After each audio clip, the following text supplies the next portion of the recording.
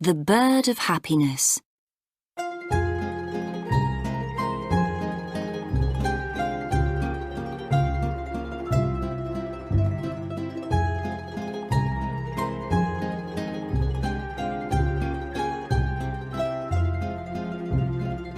A long time ago, a little boy called Igor lived with his mother and father in a small house which was made of wood.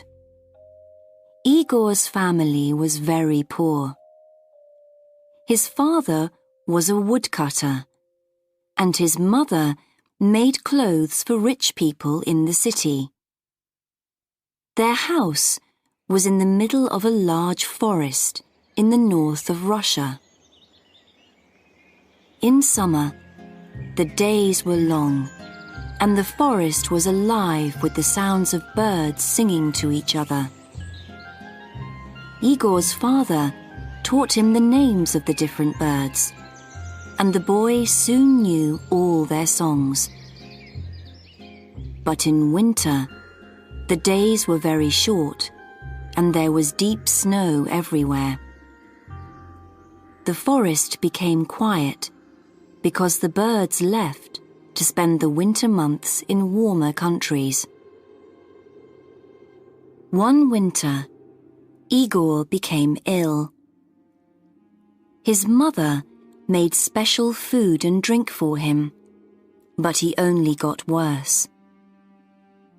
The doctor from the city came to see Igor and spent some time talking with the boy and looking at him.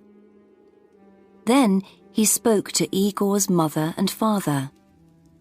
He's very ill, but I don't know what's wrong with him. This winter, many young children all over the country are becoming ill and dying, and nobody knows why. I'm sorry, but there's nothing that I can do to help. Give him lots of good things to eat and make sure that he gets lots of sleep. During the next few days, Igor got worse. He became iller and iller. He spent all day in bed and became bored with his toys. His father brought him little things from the forest to try to make him forget that he was ill, but he was not interested in anything. His face became white, and he didn't want to eat. Sometimes at night, he had a fever, and then he dreamt that he was flying above the forest, looking at his family's little house far below him. One morning, after a very bad night, Igor woke up and found his father looking at him. "Is there anything that you want?" said his father. "Yes, there is, Father," said Igor. "I miss the songs of the birds. Could you catch a bird and put it in a cage for me? If you put the cage above my bed, I can listen to the birds singing and remember the sounds of the forest." "Of course, little Igor," said his father, smiling. "I'll bring you your bird tomorrow." But he knew that, now it was winter, there were no birds in the forest. This was the only thing that his son wanted, and he could not give it to him. "Perhaps you could make him a bird out of wood," said Igor's mother. "You could use one of those little pieces of wood that we usually burn on the fire." It was a cold, snowy day, and the forest trees were hard to cut. But all day, while he was working, Igor's father thought about how to make his son a bird out of wood. "Of course, it'll never sing," he said to himself. But perhaps if it's very beautiful, little Igor will like it just the same.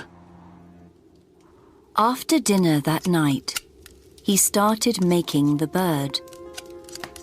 The first few times that he tried were no good. The finished birds were all too fat and too heavy to fly. He put them one by one on the fire and held his head in his hands. It was now the middle of the night, and outside more snow was falling. Then he suddenly said to himself, I know. The bird needs to be just 2 pieces of wood. If I cut the wood carefully, the bird can have real feathers. First, he took a piece of wood for the head, body, and tail. He began with the tail, cutting the wood into feathers with his right hand. Then, with his left hand, he smoothed out the feathers. When he was happy with the tail, he took some more wood for the wings. He cut them out carefully. It all took a long time, because sometimes the feathers broke and he had to start again. But in the end, he finished it. While the sun was beginning to come up, he showed the bird to his wife. It's beautiful, She said. but it's not ready yet. She took a needle and some thread and carefully sewed the ends of the tail feathers and wing feathers together. Soon the feathers were all together, just like on a real bird.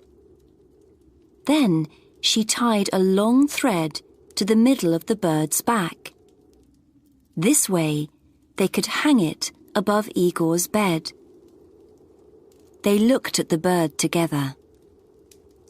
Now that it's ready, Said the woodcutter. I'll take it in to little Igor's room. Igor was asleep. Very quietly, the father hung the bird above the boy's bed. He stood back and looked at it. The bird turned slowly on its thread. The woodcutter went happily to his bed to rest after his long night's work.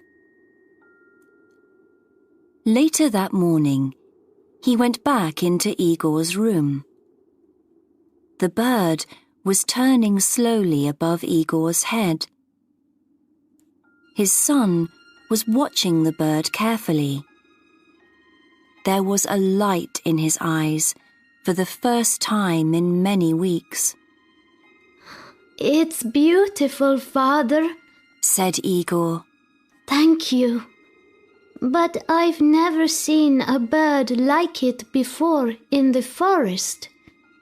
What's it called? That's a good question. I'll find out and tell you later. The next morning, when the woodcutter went into his son's room, he found the boy sitting up in bed, trying to touch the bird. The last time that Igor sat up in bed was many weeks ago. He thought. So, what's it called, Father?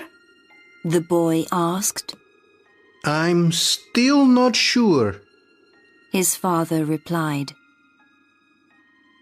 That night, Igor's father went into his son's room and he quietly made the thread a little shorter.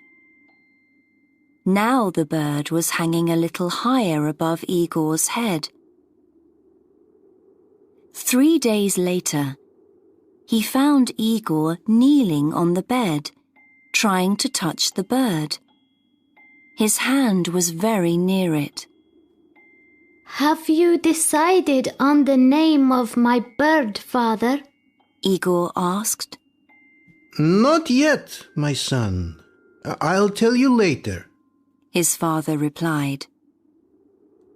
Again, the father went at night into his son's room and put the bird a little higher. 5 days later, Igor was standing on the bed and nearly touching the bird. Father, help me. I want to make it go round, he said.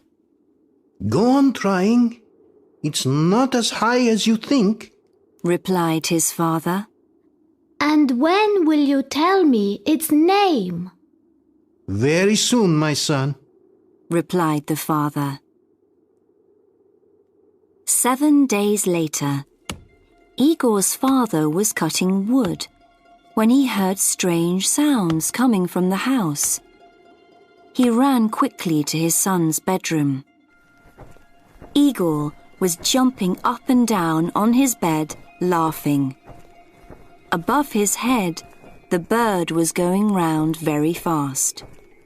Look, Father! I touched the bird! Shouted Igor happily. Now, please tell me, what's its name? It's called the bird of happiness, his father replied. And his mother, standing at the door, smiled to see her young son so full of life once more.